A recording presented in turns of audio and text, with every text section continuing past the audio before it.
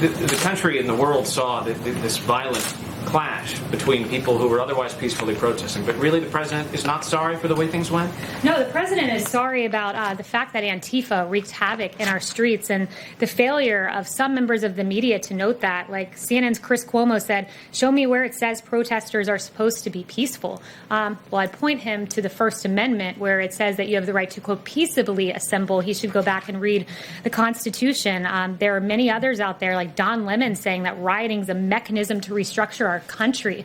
Burning down St. John's, using a pick to literally like carve out, as we saw in that video, concrete from the sidewalk to hurl at officers. That's not peacefully protesting. The actions of the rioters were not in keeping with the First Amendment. And I think the media needs to recognize there's a discernment between the peaceful protesters, many of whom I've seen, and the rioters. And yes, America will act against rioters. And yes, under President Trump, he will not allow burning buildings, 150 federal buildings to be defaced, and 750 law enforcement officers to be injured in our country. Can I ask you one more about the president? Ryan. I like the blue suit. Oh, thank That's you. a really snazzy look. Thank you. Yeah. Just to follow up on that, you do know that the burning of St. John's happened on Sunday nights, and a lot of the violence that you're talking about, that happened on Sunday night.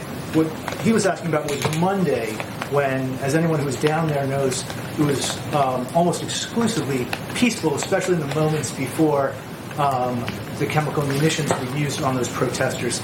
So do you just want to clarify that about the burning of St. John's? Because that happened on a different day.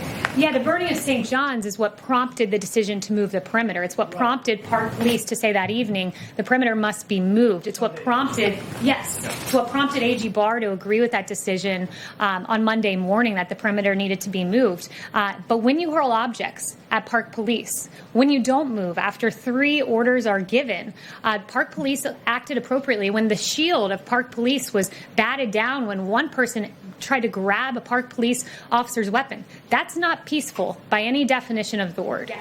Is there any, a week after what we saw in Lafayette Park last Monday night, are there any people here in this building who believe that, or does the president believe that perhaps things went the way they shouldn't have gone?